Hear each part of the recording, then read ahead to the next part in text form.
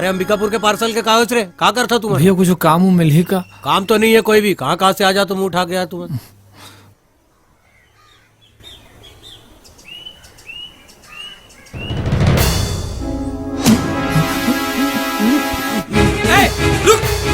रुक रुक, अरे रुक, अरे पेटी ला, अरे दादा माँ लेती है, ध्यान करती है। पेटी भैया ये पेटी मोरेगा।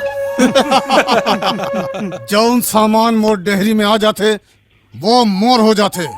तो जा यहाँ ले।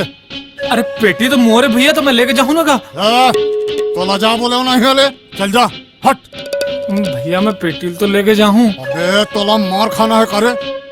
देखो भैया तुम मतलब मारना है तो मार लो, फिर पेटी ले तो मैं लेके जाऊँ ना। अच्छा ठीक है, उठा ले अपन पेटी।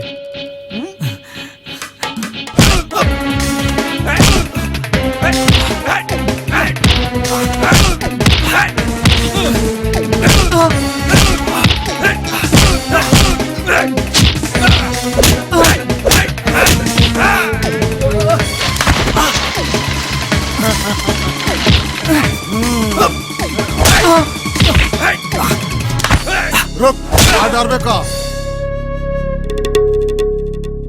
भैया अब तुम मोला बहुत मार रहे हो, मोर पेटी मोला दे दो भैया। अच्छा बहुत मार खा डारे। ले अब एक काम कर, तय मोला मार ले और अपन पेटी ले जा। ले मार, ले मार। अबे मारना, अबे मारना, अबे मार बोले हो ना। अरे मारे बोली देखने मार में का।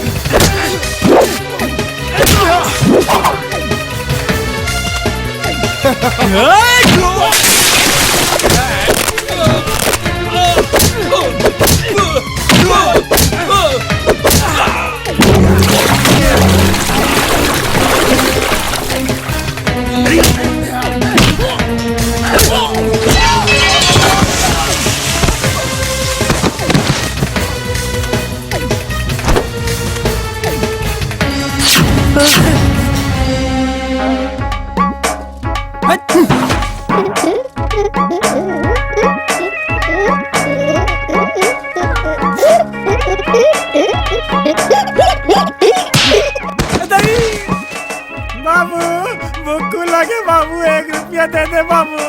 रामे के नाम